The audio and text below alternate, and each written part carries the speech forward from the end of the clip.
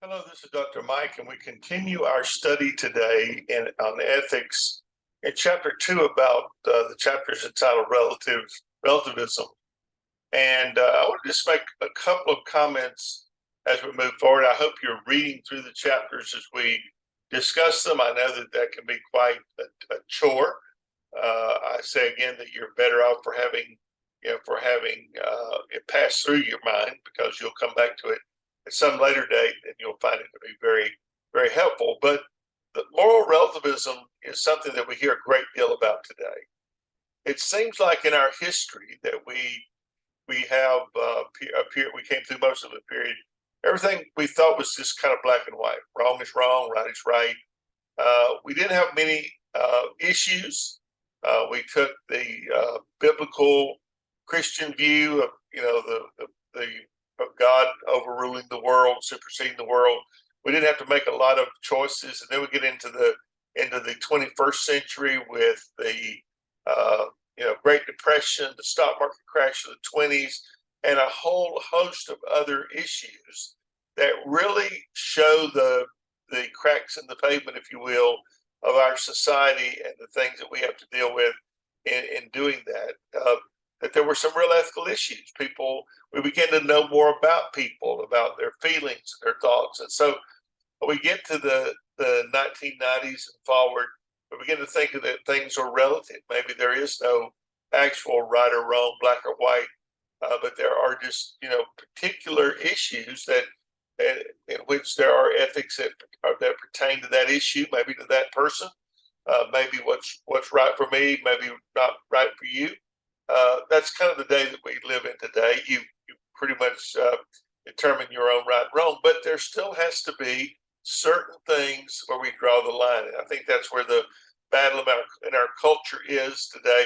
Where do we draw the lines on absolutes? And those can be a very big conflict in our worldview. If we take a more of a Western Christian worldview, we look at things one way, and if we take an Eastern worldview, we may look at things another way. If we are Christian, we look at things one way.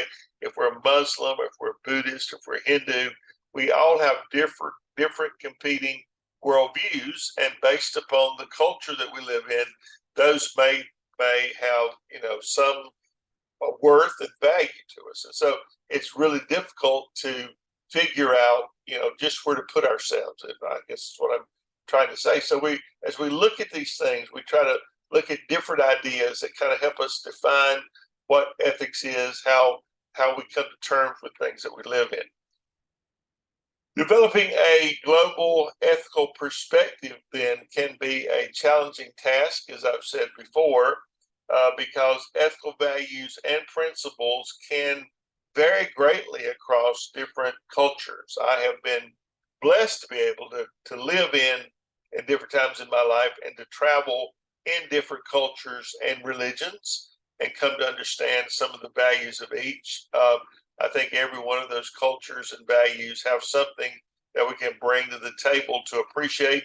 I think I told you I took one of the best classes that I ever took was a class in Buddhism by a master teacher, and I still go back to that class many times to draw help and influence from that. And of course, my Christian friends probably condemn me for doing that, but it's beside the point. You learn from the culture and the world that you live in. So today we want to turn and talk about some different things that will be to help us understand this idea about relativism and what that actually means in our lives. What does it mean that there are a lot of things that are relative that are determined by our circumstances? Let me share our slides with you just for a moment to help us to kind of direct our thoughts, and hopefully will lead us to a greater understanding. So basically, ethical relativism says that our judgment of ethics largely depends on lots of different things. Sometimes we use kind of a descriptive means to talk about relativism, that everything is relative. That's what that word actually means, ethical relativism, that there are ethics that are relative to the situation. So we talk about descriptive, where we describe the different ideas about values. Each one of us will have a little bit of a different thought, different idea. Then there is a meta-ethical relativism or normative that says values are simply the beliefs, the opinions, the practices, the feelings of individuals and culture. So basically, what we hold as our values and our morals depends upon the culture that we live in for the most part.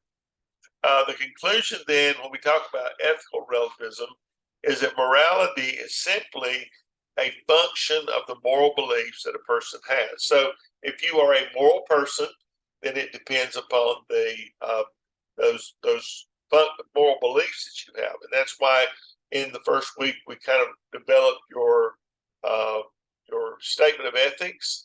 Those are the things that you hold on to. Those would be the things that you are most interested in. That you hold. They're your non. You don't give up those. You hold on to them very tightly. So when we look at individual versus culture, we talk about a couple of different things.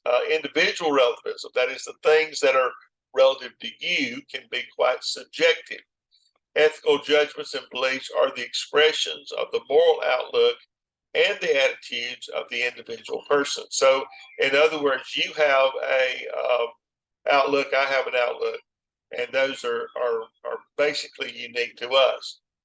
Cultural relativism, on the other hand, is the basis for moral judgments that lie in social and cultural views. When we talk about our culture, for instance, this week, the Muslim world is observing Ramadan, this time of fasting and praying. Christians don't do that very much, but we realize that it's a cultural thing. If you're in Saudi Arabia, if you're in Kuwait, if you're in Syria, Jordan, any of the largely Muslim countries, that could be Indonesia, could be Japan and China for that matter, they will observe certain cultural norms that they will do in the fasting process that will keep them within their culture and their religion. They pray 5 times a day, and they go through different oblations and different techniques. That is their cultural view, and there's a reason for them doing that.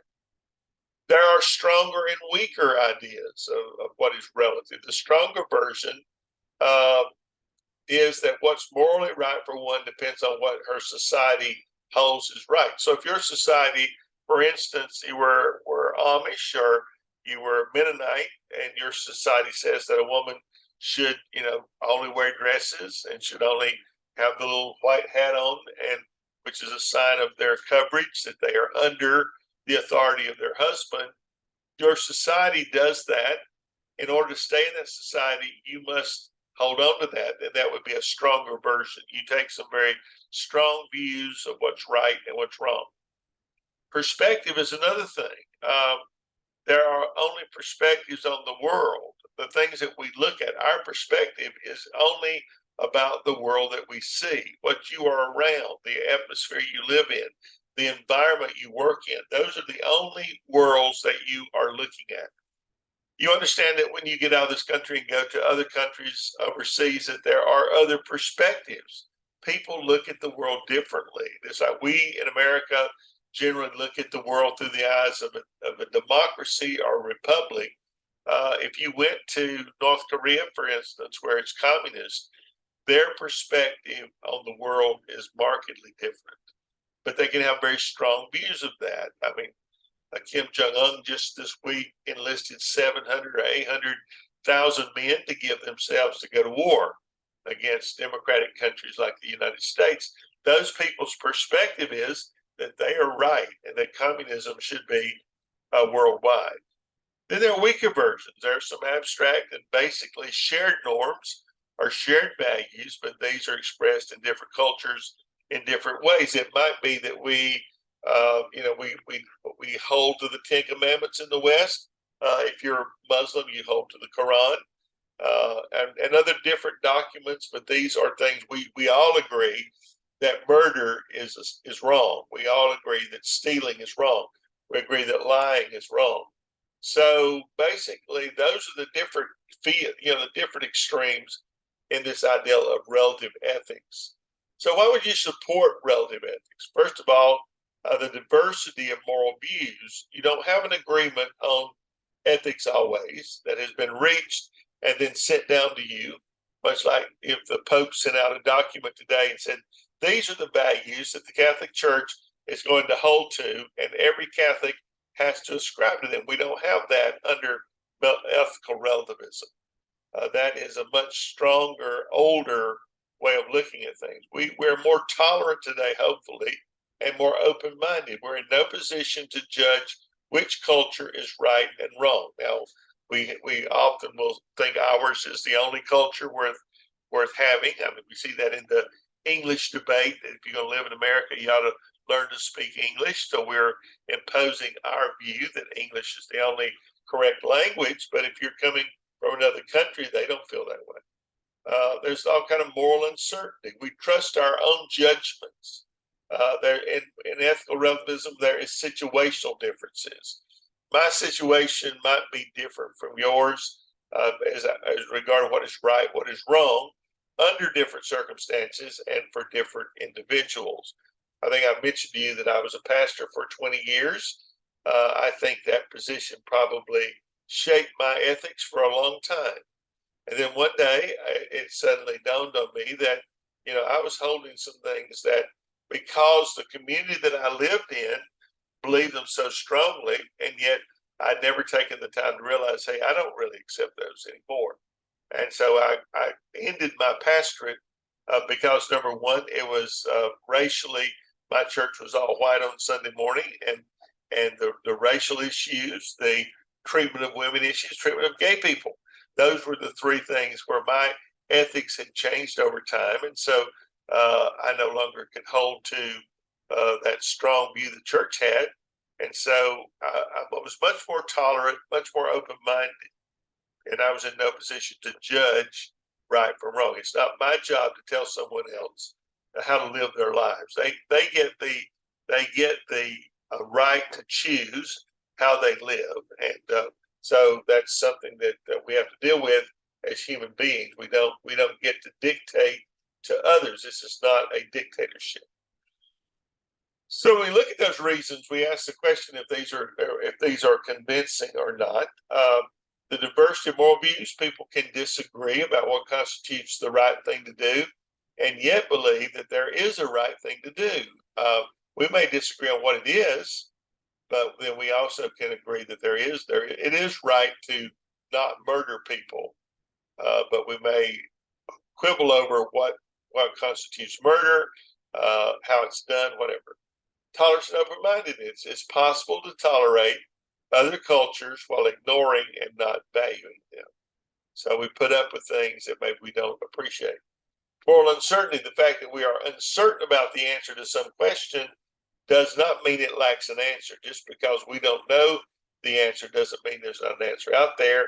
And then in situational differences, according to absolutism, some moral principles are context free. That means murder is always wrong.